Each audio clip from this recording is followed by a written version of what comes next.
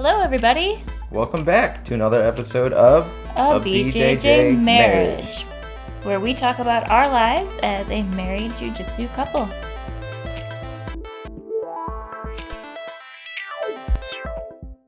Action. Woohoo!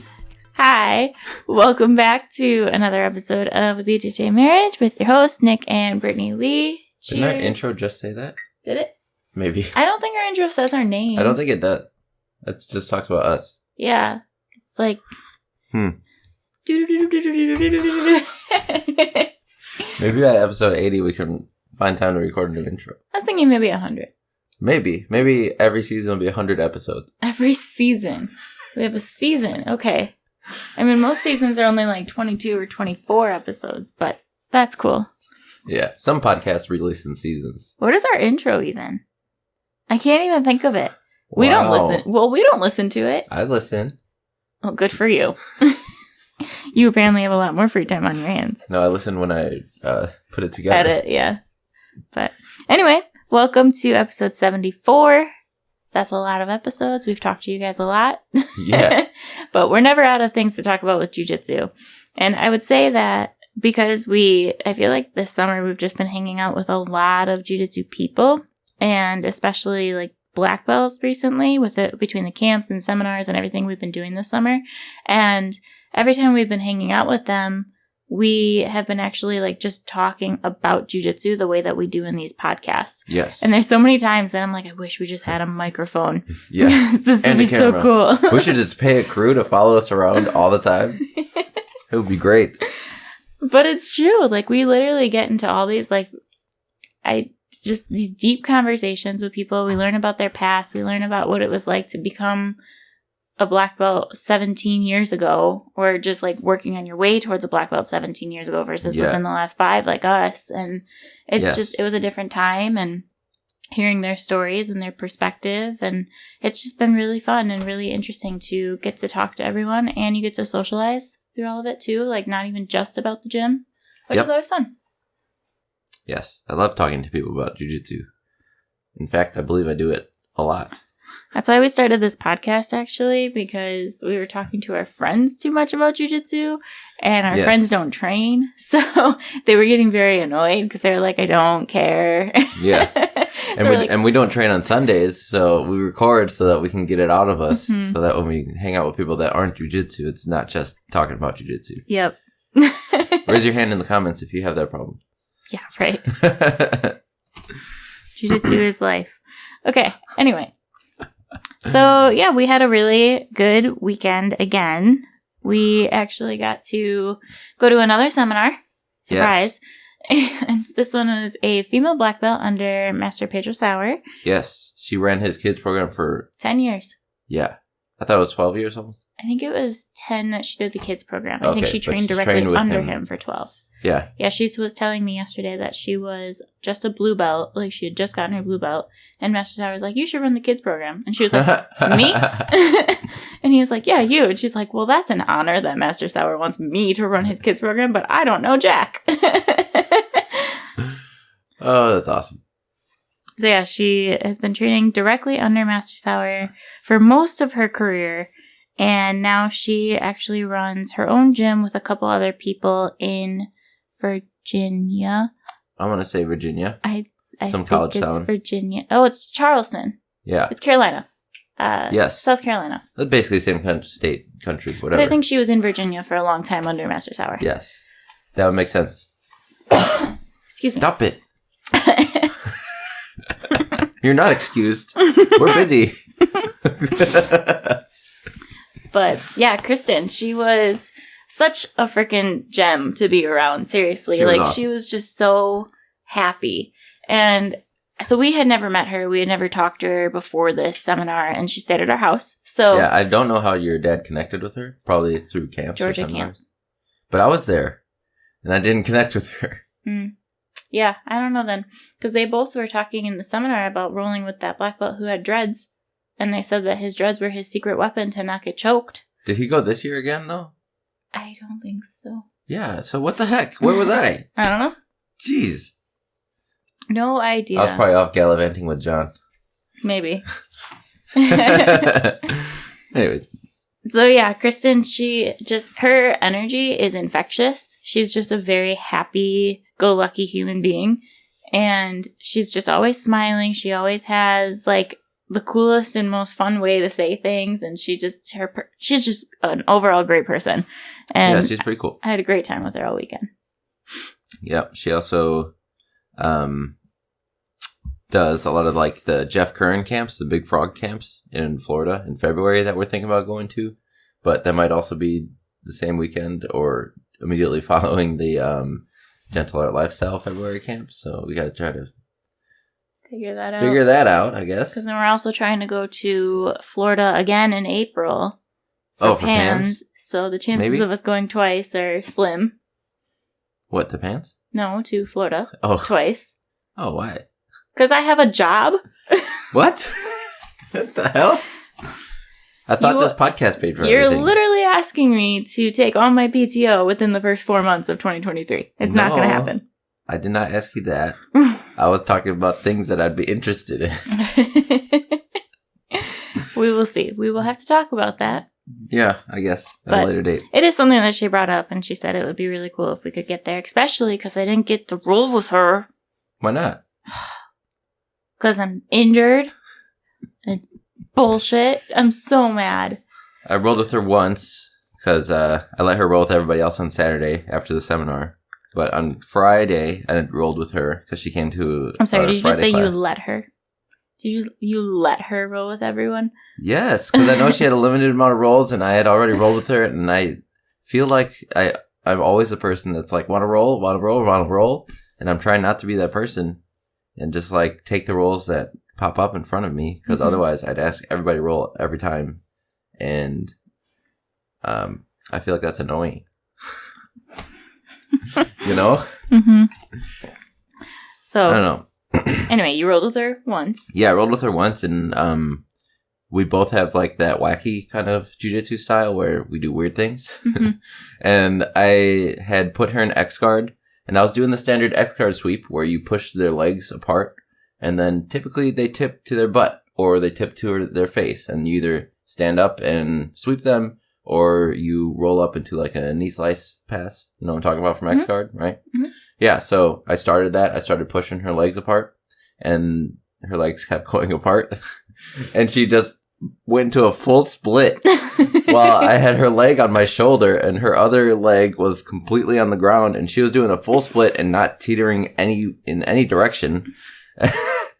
And then I had to like basically pull guard again because I couldn't find leverage to teeter her either way. She had a solid base in her splits, and I could not sweep her from that position. It's her secret power. And I was like, what the hell? Yeah, that was very fun. Yeah. I will probably never forget that. Yep. I looked over and I was like, wow, she's doing a full split. Cool. Yeah. And you can look on my face like, where do I go now? Mm-hmm. Maybe I just attack this leg. Mm-hmm. But we were in the gi, and I didn't know how she felt about gi leg locks. I know now, but I wasn't just going to start attacking a black belt's legs in the gi. As she told us yesterday, she's like, we don't care in our gym. We heel hook white belts in the gi all the time. Yeah, and I would have done that to her, or tried to, but I feel like it's disrespectful. One of those things you don't do unless you know somebody. Right? Like, I'm probably also not going to go around wrist locking people I don't know until, like, I've had a few rolls with them, and then I figure out how stubborn they are, and then I can wrist lock them here or there. Mm-hmm. But I'm not going to, like, slap bump wrist lock. Then they're probably not going to roll with me again.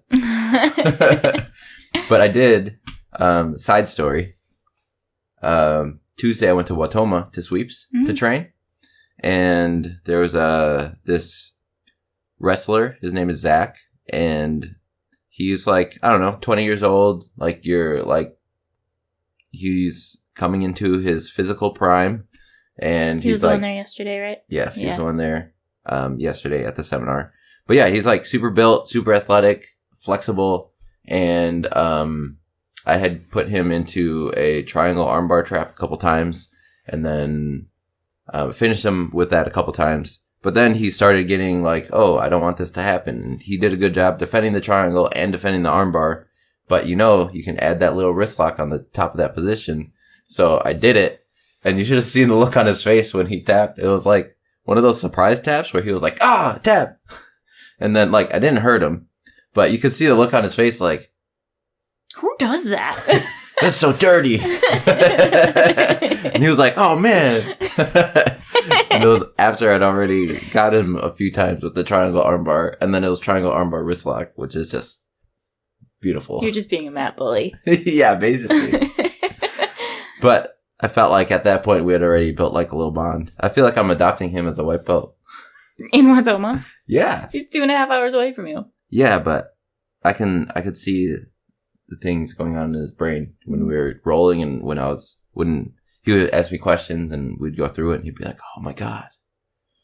That's funny. It was a really good time in Watoma, up in Sweeps. Yeah, because you and my dad decided to go golfing up in Watoma and then go visit Denise and Ephraim at Sweeps Jiu Jitsu. Yep. And congratulations to Denise and Ephraim who run Sweeps. They got stripes, so good for them. Denise is super close to her brown belt. Yep. That'll be exciting in the future. For sure. Yes. So yeah, it's been a fun week, but let's talk about the seminar. What was your biggest takeaway?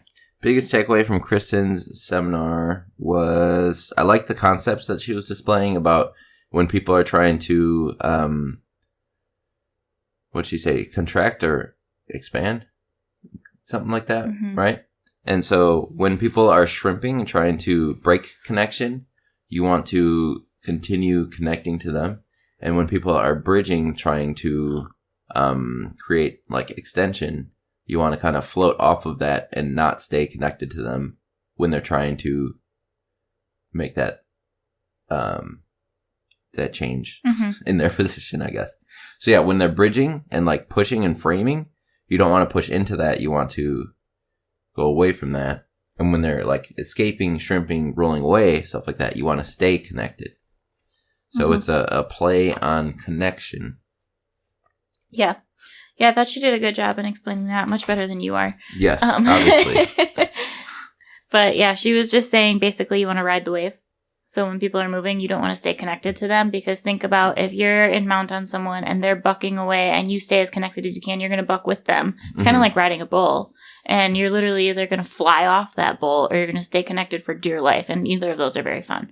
So what you have to do is you have to ride the wave. So when they bridge, you kind of lift your hips a little bit too to give yourself that space for them to be able to drop back down. And that's when you can connect again. Yeah, and then when they turn, you can start to move your body and you can get your good base on the mat. And then you can start focusing on pushing a shoulder up and trying to be in like a triple threat position or when you float back heavy, you secure a better position.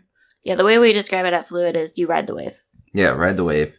And she was also talking about, being a sandbag versus a barbell. So if somebody's bridging and you're trying to hold them down while they bridge, your body kind of becomes rigid. And if you've ever tried to carry a sandbag or like a wet blanket, or a wet towel or something, versus like something very stiff like a piece of wood or a barbell or something like that, you can get really good control on the barbell or the piece of wood because you just need like 2 connection points and the rest of it's stiff and you know where it's going to be. But like a sandbag, wet towel, things of that nature just kind of conform to whatever it's touching, and it's very hard to move the whole thing. You have to control the whole thing to move it. Sure. Yeah, that makes sense. Yeah, I thought she did a really good job in explaining all that. And honestly, like, I resonated a lot with what she was saying because she is a female. And so obviously, like, being a black belt female in this sport is something that I look up to. And I respect the way that she teaches and the way that she rolls, probably more so than a male, just because I can relate to it better. Because I know, like, the struggles that she had to go through as a white belt, as a blue belt, where I've been before, and like how she overcame that to get to where she is now, and that's where I aspire to get to. So it's just really cool to be able to get her perspective on things. Her and I got into some personal, like, just deep conversations between the two of us because we got to spend a lot of time together. And women. It was just very cool to hear how because So basically, let me backtrack a little bit. I told her almost immediately upon meeting her that I wouldn't be able to roll with her or do her seminar because I was injured, and I was really sad about it. And she told me about her rib injuries and how they do just suck and they just take some time. And she's really upset that she couldn't roll with me either. But then she just goes, she's like, I want to tell you that it gets better, but it doesn't. And I was like, okay, great.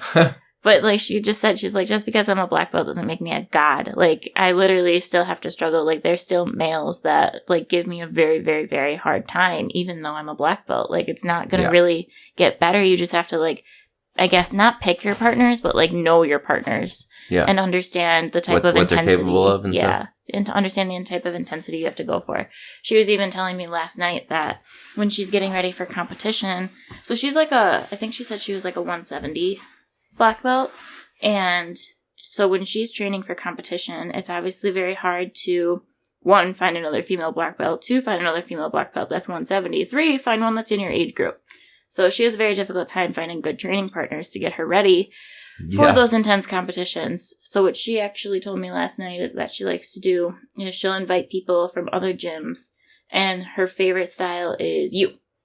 Oh. She wants the lighter purple belt males to come in and roll at 110% with her, because that's what she's going to be facing in competition. In her actual division. Yeah, and not like the purple belt level, but just like that size difference, like being your size, and then but because you're a male, having that, I guess, extra oomph in you. Yeah, a little bit more strength in different areas. Mm-hmm. It's like pretty evenly matched in her mind for her. Sure. So she says that she really loves rolling with like the lighter purple belt males when she's getting ready. Look, I'm lighter. Yeah. Yeah. She was super fun to roll with. Yeah, she was also telling me about how there's this newer white belt in her gym who is about her size and height, just a little bit taller. Did we say her name yet? Kristen DeBruycker. Oh. I think we did. I think it's Kristen DeBruycker. DeBruycker. I don't know how to say it. It's a very funky last name. DeBruycker. Yeah, we'll post it. You can try to pronounce it yourself. I didn't like sit there and ask her, how do you say your last name? But yeah, so she said this white belt girl, just because they're like the same size and height and everything, she's just really excited about her, and she's like, but I'm really excited for her to learn some jiu-jitsu. Yeah. There's always that part. Yeah. Right? Yeah, sometimes you see people walk into the gym and you're like, you will be a perfect training partner for me. Mm-hmm. And then like a couple months later, you're like, damn, bye. They don't exist anymore, do they? Yep. That happens. It does. More often than not, unfortunately. Yeah. But it is what it is, and we mend and we get better without them.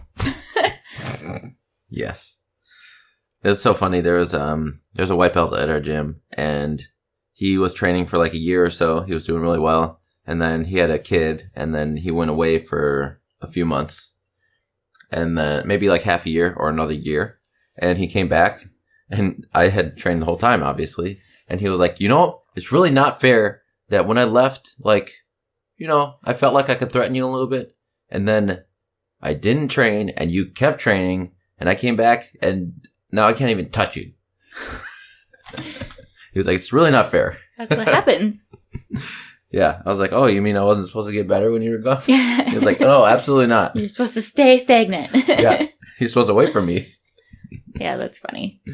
Yeah. So yeah, Kristen's seminar, it was awesome. So Ride the Wave was definitely a big takeaway for us. And I think the one that I got from the sideline the most was the fact that I don't even know how to word it. Like, obviously I got a lot out of it from her, but it was also harder because I was not physically doing the movement. I was just... Yeah, so you couldn't feel it? Mm-hmm, I was just watching. But, like, I think the biggest movement takeaway that I got was when you're sitting in mount, I mean, one of the biggest things that especially white belts have issues with is retaining that mount because they get bucked off. Or they don't know how to ride the wave, so they end up, like, losing position or falling off, or they just transition out of it because they're like, I don't know what to do from here, because I've been there. Yeah, that is a common question. So I've been good at getting to mount, and then I don't know what to do anymore. Mm-hmm. I do a lot of private lessons on that question. Yeah, and I think one of the coolest things that she showed was a transition from low mount into high mount. because the way that I had always done that transition is I start like inching my way up. Like I'll try to pin an arm and I'll keep my hips low on their hips to like stop them from bucking up, but I'll keep like pushing myself forward until I'm in a good high mount. Slow walk. Yep. But she taught that you just go. She's like, you literally just book it and you go up into high mount right away. And I was watching everyone do it and I was like, that seems so much more effective. Yeah, she says use their body like a ramp when they bridge. Yeah. Yep, I could see that. So I didn't get to drill that, but it looked really cool, and I'm really excited to try that out. So that was probably my biggest takeaway. Yeah. My chest actually hurts worse today than any other day. Oh, sorry. But so yeah, that was really cool. And then she showed some really cool arm bars. Yes, she showed a great sequence of arm bars and grip breaks for when they try to defend arm bars. And then she showed a really cool mounted triangle variation. Mm-hmm. Yeah, it was really fun. And anyone who knows me and has rolled with me knows that I really, really, really, really love arm bars. And Bon Tempo looked at me while I was just like in awe watching this arm bar yesterday. And he's like, Brittany, close your eyes. It's like, you're not allowed to watch this. And I was like, yes. Oh, too late. I already recorded it. So, cheers. Yep. Can't wait for you to try pulling that one off. Mm-hmm. Yeah, she told me, and then she even came up to me too, and she was just like, based on how you told me that you play your game, you're really gonna love this. And I was like, I know I will. I want to do it. Yep. I was very sad. Yes. So that was a good time. I was also pretty humbled that she had options of driving places multiple times, and she kept picking me. Yeah, well, girls pick girls. Because we were all going to the same place, so she had the choice of going in Nick's car, my dad's car, or my car, and she just kept going with me, and I was like, cool. Yeah. Got a good bond. Yep. So yeah, we learned a lot from her. We also, started watching the ADCC matches, which have been crazy all day yesterday, and today is the finals and the open weight and the super fight. Yeah, so we can't give any updates on what Sunday the 18th matches are because we haven't seen them yet, but this podcast will probably be out by the time they're done. So, but we did watch a little bit of Saturday the 17th, and we didn't actually get to watch a lot in person. We got there pretty late, but we saw a bunch of highlight reels on Facebook and Twitter. Yeah, some crazy arm bars, lots of crazy upsets. Sorry, Meta and Twitter. Sure. No, it's Facebook by Meta. Oh, okay. Meta's just the parent company now. Okay. But, yeah, I can't believe Gary Tonin out in the first round. Lachlan Giles. Armbarred. Yes. That's crazy. JT Torres. Cyborg getting armbarred. Like, Cyborg, that was just wild to me. Yeah. So many crazy upsets in the first round. The way my dad described it is he was like, Cyborg's arms are like tree trunks. Yeah. How do you armbar him? Normally, you talk about people's legs being tree trunks, but his arms are tree trunks. And I think that Cyborg didn't expect to get armbarred because of that reason, because he didn't even use his legs to defend. Well, I mean, I can't critique Cyborg, right? But it looked like he was surprised at the tenacity of the armbar attempt on him. Yeah. I was thinking about that this morning, actually, just kind of going over the ADCC reels that I saw, and I was like, how do you even coach these people? What do you even do to say anything to them? They are the highest of the highest levels of grappling. And if you know more than them, besides John Danaher, why are you not competing? It doesn't make sense to me how you can become a coach to someone like that and what you say. It's the same thing, MMA fighters, MMA champions definitely have coaches. But that makes more sense because you get to in between rounds and there's more things happening. But as a grappling coach, yeah, Danaher was not saying anything. He was just sitting there watching yeah. Yes. But I'm sure that they coach in opportune times if it's especially needed. And sometimes you can't see other things that are happening. So a good coach will be able to tell you something that you can't see. Yeah, and I think that's the most beneficial part of a coaching competition is trying to... It's not even so much of them telling you what to do because your body kind of can tell what to do in those motions. but it's more so like, oh, they're trying to set this up and you can't tell yet, so make sure you stop it type of thing. Yeah. And I think that's probably the best part about having a coaching competition. Because and a coach that knows your game. Yeah. And also, it's super important. Like, you're just so, when you're competing, if you haven't competed yet, I'm sorry you won't really, like, be able to understand this, but, like, your brain is so tunnel vision. Like, you are just focused on what you're doing, and you sometimes don't even hear your coach. Yeah. I'm like, I want this loop choke. I want this loop choke. I want this loop choke. And Brent's like, give up on that. Transition somewhere else. Yeah. I'm like, I want the loop choke. Yeah. So it's hard to actually focus on that. We have a drill that we do with our kids sometimes when they're getting ready for competition where, let's say it's like one of our kids and Nick will coach one and I'll coach the other. And then we tell them specifically, like, listen for your coach's voice. If I'm coaching A, B and I'm coaching B. Yeah, like B should not be listening to me and A should not be listening to him. Like, we should have them focus on who their coach's voice is so that in competition on that day, when they hear it, they can, like, actually put it together, put the pieces together a little bit easier rather than counter coaching or trying to do what the other coach is saying. Because, you know, kids are not that smart sometimes. Yeah, and some coaches suck. Like, some coaches are like, watch out for the triangle. And then the opponent is like, oh, there's a triangle. Yeah. That's how parents are. Yeah. Well, they don't understand. So, yeah, I think it's crazy. Like, in order to be a coach at ADCC, like, it just seems wild to me. Yeah. But some of the coaches are like Rafa Mendez, who used to compete in ADCC, and he was coach of Cole Abate. And obviously Cole's 16. And while he has great jiu-jitsu, he's not perfect. He's a purple belt. So his coach is there to support him and give him insight when it's needed. Mm-hmm. That's true. Yeah, I think they're always good to have. Just seems crazy. Because, like, you know, Danaher's not saying anything.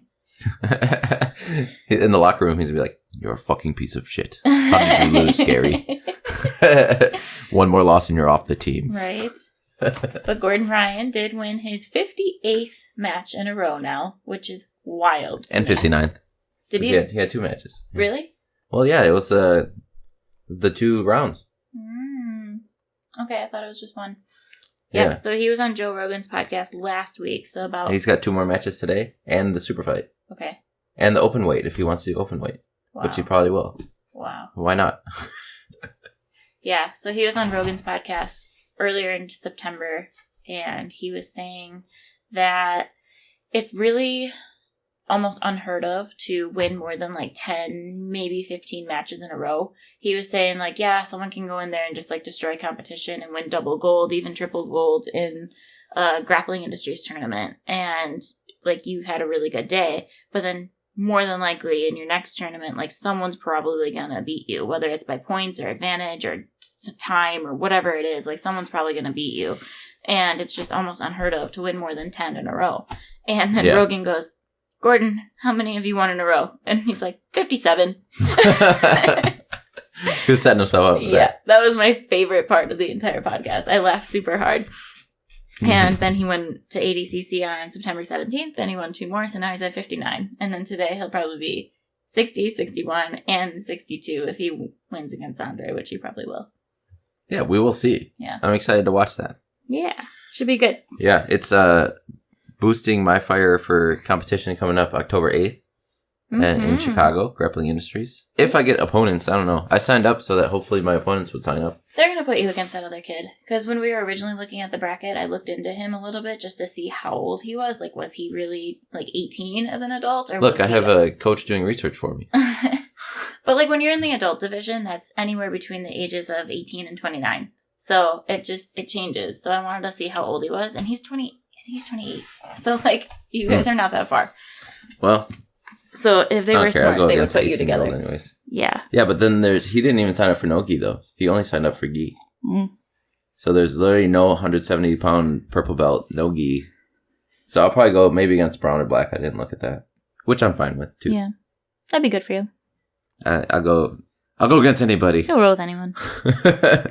Yeah. So we got that October 8th. Coming up, which will be super fun. Only a few weeks, so like I really need to get to competition mode. Yeah, probably. I gotta stop playing in the gym, so sorry to all my training partners in the next couple of weeks. It's coming. Yeah. For the next, it won't even stop after October 8th because then on November 5th.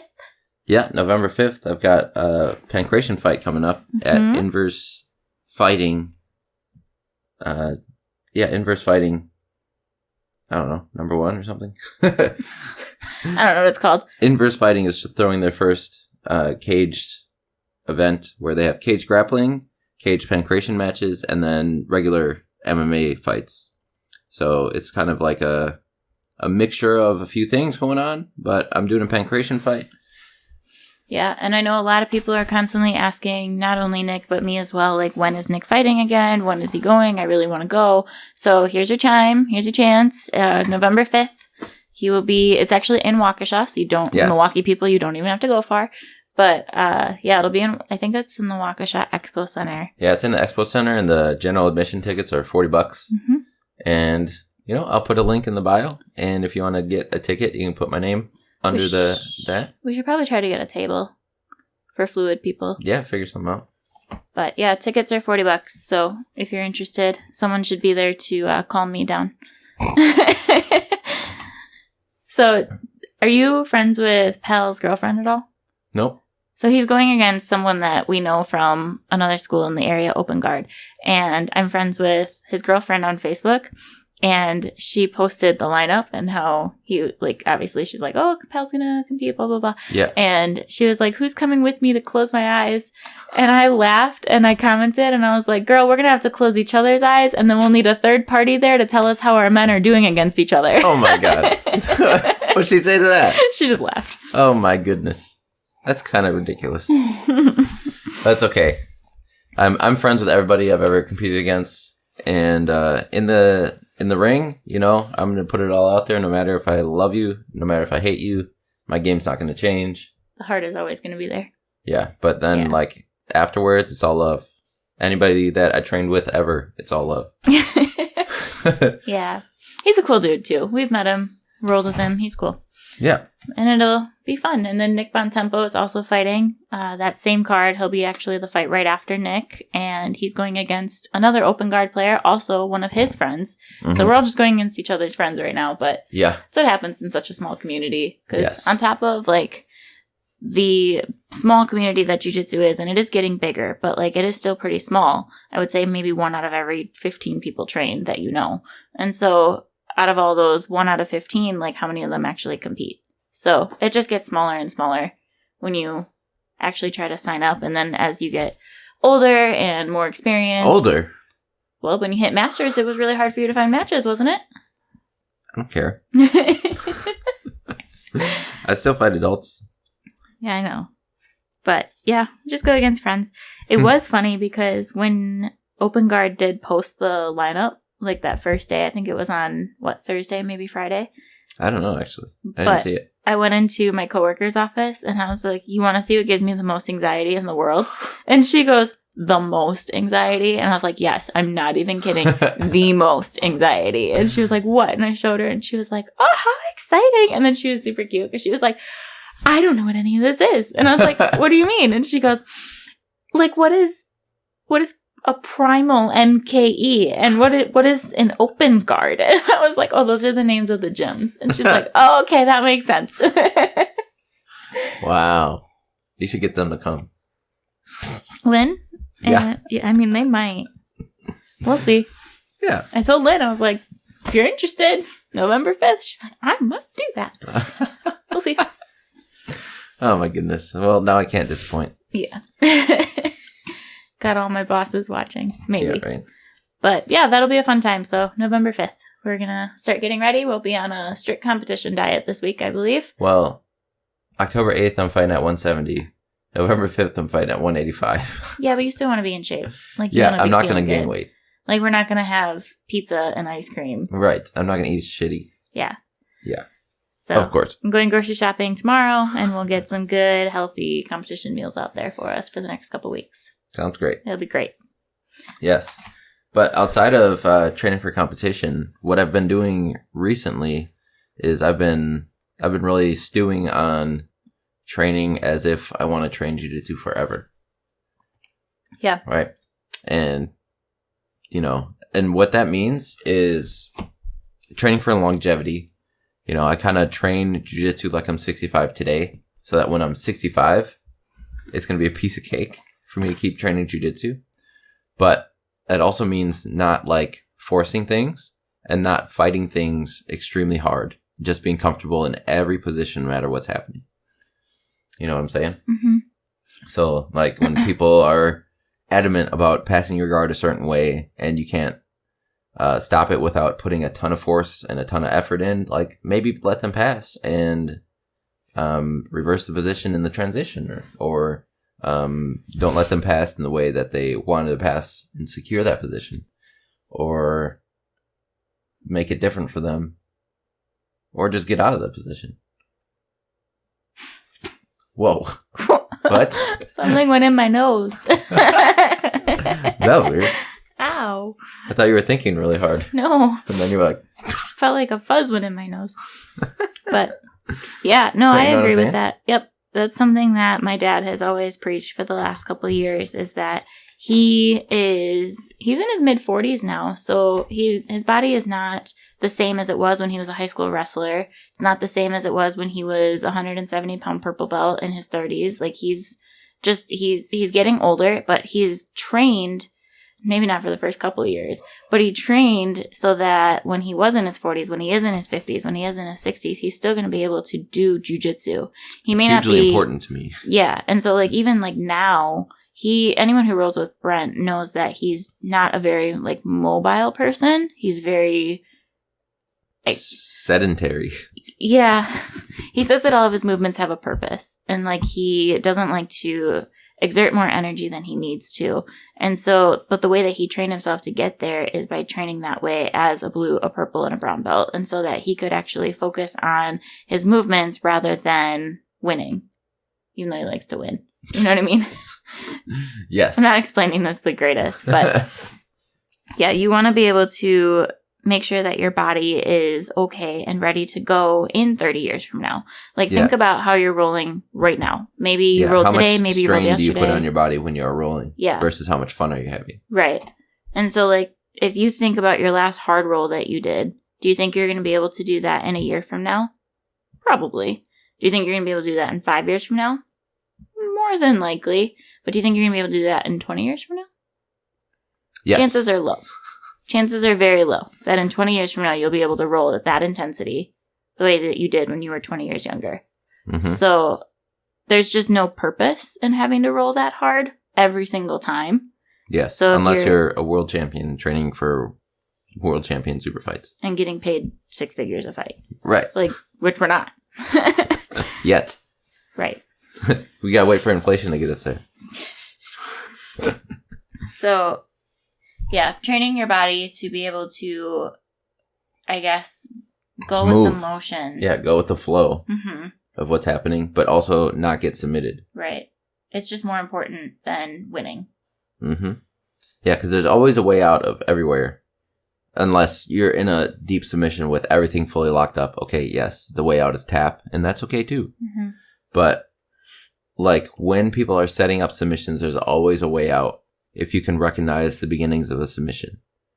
Right. And I've really been focusing on moving, figuring out when people are trying to set things up, and then moving in a way that makes it impossible for them to continue that setup. And then they get confused, frustrated, and then they make an opening, and then I can reverse the position, or reverse the submission, or continue moving. And I really haven't been using any sort of my pressure game on people for the last, few months. I don't know if you've noticed that, but you've been much more it's been all moving. Yeah. Moving around things. I was going to say almost like a dance every time you roll. Yeah. And that's not how I roll for competition. And when I train for competition, it's much different. So I got to switch that gear back into place. But for longevity, I think treating it like a dance is the way to go. And you're not straining your body with everything that you're trying to do. You just find what's there. Find what's given to you, which is another thing that Kristen was talking about in her seminar. You do the jiu-jitsu that is presented to you, that's available to you. You don't force the jiu-jitsu that you want to do just because you want to do it. Right. Because if you force your jiu-jitsu every time, you're going to have a hard time. I agree. Yeah, something that she was telling me too, especially when we were talking about like being females in the sport and having like, for lack of a better word, disadvantage against males that are the same size or higher. That sucks for you. Just kidding. But she's tapped me out before, so it's fine. Well, she was saying that she doesn't really care if she gets tapped.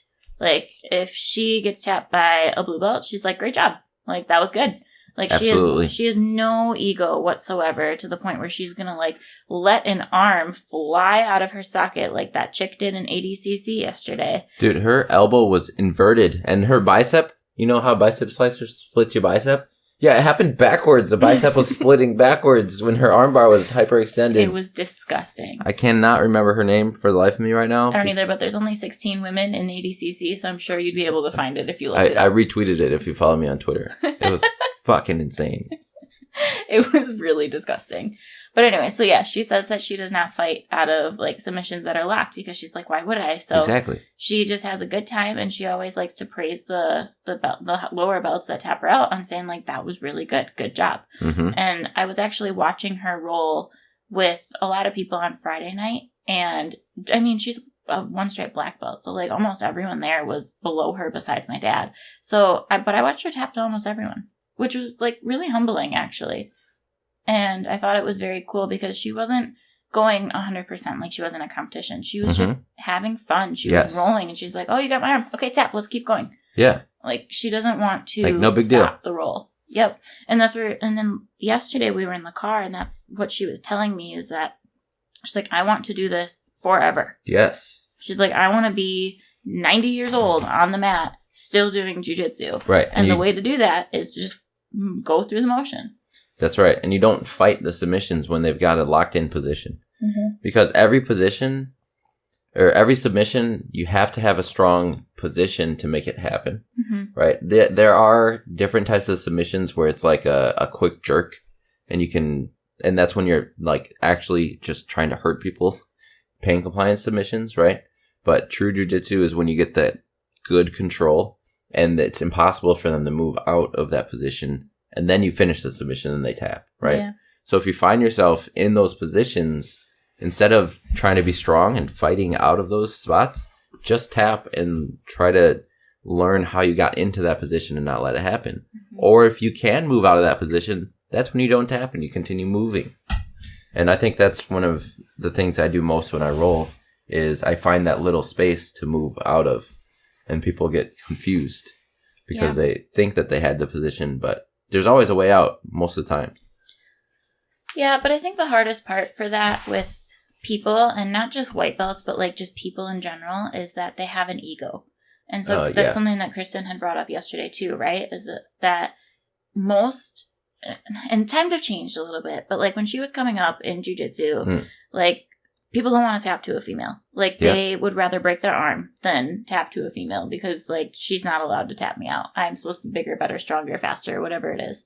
So the ego is definitely a big problem that even if you say you don't have one, I mean, everyone has one. You just got to learn to check it. So one of my favorite things at White Lotus is they have a mat that you brush your feet off on when you walk in, and it says check your ego at the door. Oh, yeah. And that's something that Josh, like, is very, very particular on, is he's like, because Josh is the same way as a black belt. Like, he's like, anyone can tap me. I don't care if you're a first day white belt. If you got it locked in, it's locked in. So I think that if you... Sandbaggers. If you check your ego at the door, like, that's when you learn. Because now you're figuring out where you're landing in situations that maybe you shouldn't. You're learning how to roll with other people. You're learning how to let those lower belts like take advantage of you so that you can work on your defense. Like there's a lot that you can do. You just got to learn to check it, because if you're trying to muscle out of everything, or you're just trying to overpower, like, you're a blue belt and that's a white belt, so you can't let them tap you, because otherwise you're going to get your blue belt taken away? Because that's the line that she said too. She's told me that happened to me once. She told me that 3 times. She was like, so if I get tapped by a brown belt, is Master Sauer just going to come take away my black belt? He shows up like the boogeyman in your closet, like, it's over. You must give it back. But she You are no longer my friend. She told me that 3 times. She's like, is Master Sauer just going to come take away my black belt? I'm like, are you concerned that he's going to do that? Because you keep bringing it up. She was so funny. But it's true, though. Like, is someone really going to come take away your belt or your stripe because you got tapped out by a lower belt? Like, it's just not going to happen. So, check your ego at the door. I think that's, like, the biggest thing. Yes. And that's part of longevity, too. Because the less ego that you have, the better you're going to roll. And then that'll just help you long. Yeah, because you're not focused on protecting your ego. You're focused on having fun and doing jiu-jitsu, which is, like, I think the most important part of anything in life is to be fun and have good time and be happy, right? But secondly, just learning and growing and doing something that you love to do really supports that goal of being happy and having fun. Yes. Yeah. It is so fun. I miss it. Last night on the mats, I was talking about tempo, and I went and laid down on my side, and then I started bringing my leg up to go for an inversion, and he was just like, Brittany, stop it! Did you stop it? I did stop. Oh, that sucks. Yeah. But he told me, he was like, you need to stop it, you're never going to be able to get back on. And I was like, I know. That's why I leg locked him. He yelled at my wife. I've been really good. I haven't rolled at all. I know. Like, at all. I haven't even tried. I got in the position of an armbar twice, but I didn't actually bend. I didn't do anything. I am going to go to the belt ceremony tomorrow. And I am going to participate, but I'm only going to standing pass, which will be like a restaurant for them. I don't feel like you should participate. But I can standing pass, and I'll be fine. Maybe. Yeah, we'll see, I guess. Yeah, they're going to be tired, so I'll be like, literally just use your guard. Don't try, and I'm going to say, don't sweep me. Just use your guard. Sure. There you go. That's my plan, so I can participate. Sounds good. Yeah. What else? Yes, we have a belt ceremony tomorrow. Yep, we got a belt ceremony. So please come, because we're jam-packed weekend. Yeah. Lots of stuff. Yes. Next weekend is not really jiu-jitsu related, but Nick is super excited about what he's got planned. What do I have next weekend? What? A bachelor party. Oh, yeah. Doing a bachelor party. It's going to be a good time. So we actually might not record next week. We'll see. We'll figure it out. Because that's when Jackie rescheduled her bachelor party, too. Is Sunday.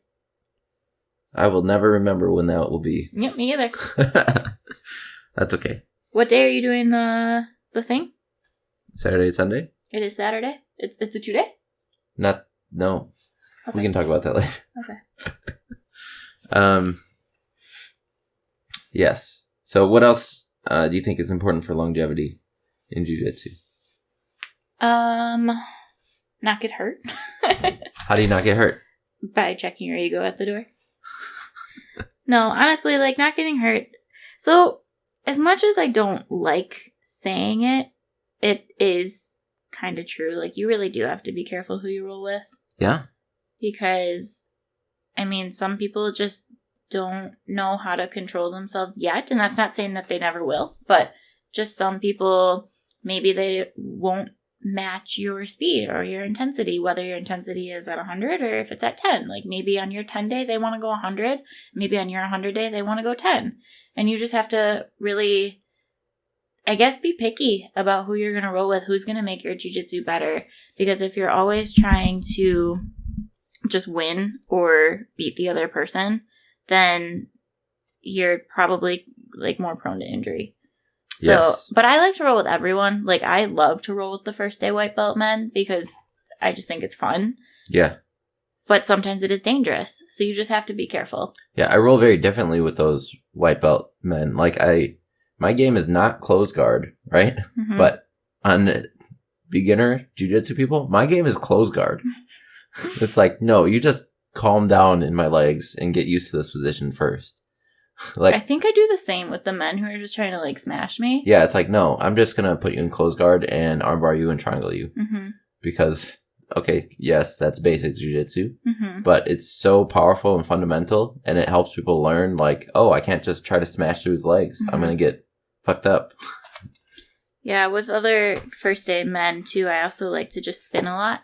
Like, I like to do inversions and spin and backdoor escapes and all that stuff just so that they can be like, what's happening? I think if they're the same size as you, that's okay. But if you're going with a beginner that's large, you don't want to do inversions or backdoors or spinning because at any point they can drop all of their weight on you. Because they don't even know where their balance is. So I try to keep them strictly in front of me. That's in front of my legs when they're large. It's probably smart. Yep. If people are smaller than me, I'm fine with it. But like, yeah, once you start getting inverted, like sometimes, and I have to be very careful when I'm inverted and doing like K-guard and trying to go through their legs. A lot of people like to post on their knee. And it's happened where people's knees are coming down as my face is coming through. And I've got to redirect their knee so it doesn't just smash my forehead. Mm-hmm. I'm very aware of where their base is. Mm-hmm. That makes sense. Yeah. And it's happened before where I've gotten a knee to the skull right to the ground because they were kneeling and I was spinning. Yeah. And it's not their fault. It's probably more so my fault for doing a random inversion. But right. Yeah. So I try to not to do stuff like that to people that don't know what their body is doing for that reason. True. But yeah, I think it really does come down to the person that you're rolling with for longevity. Because, like, I mean, if you want to know more, too, like, I would also just ask your instructor. More than likely, your instructor is, if not a black belt, at least a high belt. So ask your instructor how they are able to still move the way that they can. Like, what did they do? I'm good. In their training, coming up as a white and a blue belt, and even as a purple belt, like, what type of people did they roll with? How did they roll? How often did they roll? Because I think it does come down to how often you roll too. Yeah. Because if you're only rolling once a week, I mean, you're not going to learn enough to even stay safe at a higher level, I guess. Unless you're already higher ranked. True. But I think you have to roll enough to learn the most about your body and how you do react in certain situations too. Yeah, I think the more frequent you are, the more connected it will be. But you can still learn it over time. It'll just take longer. Well, motion is also lotion. Yes, but the people that love jiu-jitsu that only do it once a week are doing so many other things that they're still continually moving, typically. Yeah, that's true. There's not people that like do jiu-jitsu once a week and the other 5 days of the week, 6 days of the week, however many days of the week there are just sitting on the couch. That's not what they're doing. What country is the Great Wall of China in? Japanese. That was so funny. Yeah. However many days in the week. But it's true. Like, people that like jiu-jitsu, they only do it once a week. They're not only doing it once because that's... I'm trying to say because they're doing so many other things that they're scheduled. They have to pick and choose when they can do jiu-jitsu. Mm-hmm. Yep, they do. And I'm glad that we don't have to decide that most of the time. This summer, we built our lives around it. Yeah, this summer we've had to decide a lot. Not even though, because we still trained at least 4 days a week, and for me, I'm still training multiple times a day, most days. Good for you. I'm jealous. Yeah, well, you still train at least 3 times a week. Even if we've got stuff going on. Yeah. Yeah, I would say even on the weeks that we do have stuff going on, typically it's a Friday or a Saturday. So I'm still there Tuesday, Wednesday, Thursday. At least. Mm-hmm. But, yeah. What else would you say for longevity? For longevity, let things happen to you and tap. Tap early, tap often. Yeah, there's no reason to fight like every match is a competition. Mm-hmm. So just let things happen to you. Get comfortable in shitty positions. I think that's the other thing. I know that I've been recently studying leg positions because I know it's a big hole in my game where if people grab my leg and I'm not sure what to do, I will just tap and just not be comfortable with it.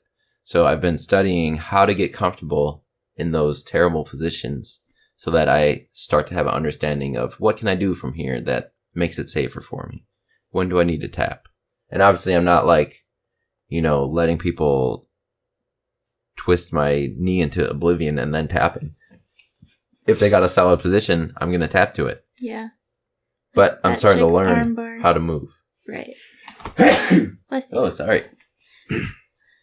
Yeah. I think it's good. And I think that that's also another big part of longevity, too, is figuring out where the holes in your game are. and just trying to experiment with those too. Yeah. Because if you're gonna get bored.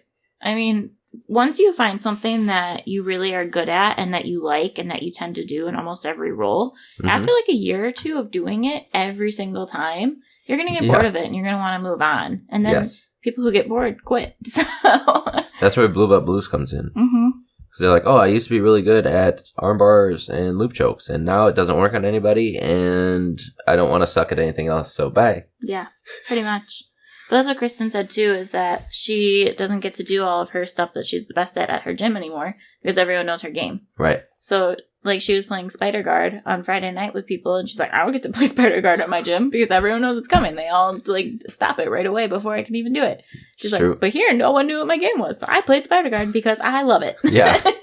That's what I do at the gyms with Butterfly Guard. Yeah. But, the other thing I was going to say, so outside of just being uncomfortable in like leg positions, which is understandably uncomfortable, also get comfortable in like crucifix, get comfortable in turtle, get comfortable with people on your back, comfortable in bottom mount, comfortable bottom side control. Every position has an element of, oh shit, this is bad for me. And if you are comfortable in that position and nothing ends up being bad for you, you're going to be able to move out of it much easier than if you're frantically like, shit, this is bad. Right. Yeah, because the more you panic, the more that you're going to be prone to making mistakes. And when you make mistakes is when you get injured. And the more you tense up, the faster you get injured, and the easier you are to actually hold on to. Mm-hmm. Once again, like a piece of wood is very easy to manipulate. Mm-hmm. A wet blanket is very difficult to manipulate. Mm-hmm. Yeah. And I want to be a wet blanket. That's what we used to tell the kids in Mount, actually. Yeah. So. To float? Yeah. No, to be a wet blanket. That's what Miguel would say to them. Yeah, to float on top, though? Not float. Literally sink on them. Yeah, but it's a concept of floating. Yeah, so he would say, like, once you're in Mount, he wants you to put your hands sprawled out on the mat in front of them, and you basically want to put, like, your belly or your chest down on their chest to try to keep them pinned. You want to be a wet blanket. And for kids, it's not that big of a deal. Yeah. But kids are fine. When Bon Tempo does it to me, that's terrifying. So you got to get comfortable there. Yeah. I'm working on it.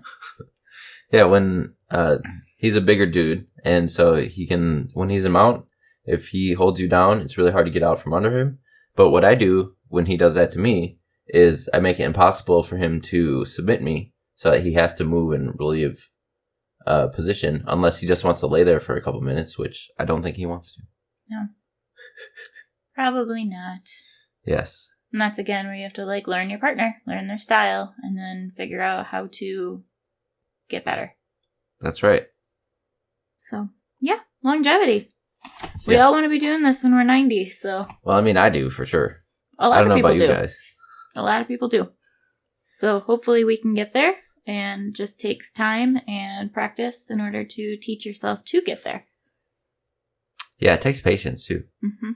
That's the biggest thing. Because you gotta patiently learn.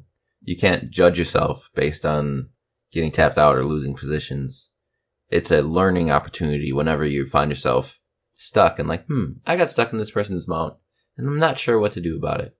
That's a perfect opportunity for you to go to your higher belts, to your training partners, and kind of workshop that position. Mm-hmm. Yep, I agree. So, any last minute thoughts? Any last minute thoughts? ADCC is going to be super exciting today, and I can't wait to watch it. Mm-hmm. Okay, that's a good one. Give me nothing to feedback off of. So. Well, I was wondering what your last thoughts were. I don't have any. Okay, that's great to work off of. Yes, thank you. Oh. Ooh. Oh, yes. All right, yeah. Well. My last minute thoughts are I'm just going to keep healing my rib so that I can get out there and work towards my longevity of jiu-jitsu. Mm-hmm. And I'm going to work my ass off to compete and win.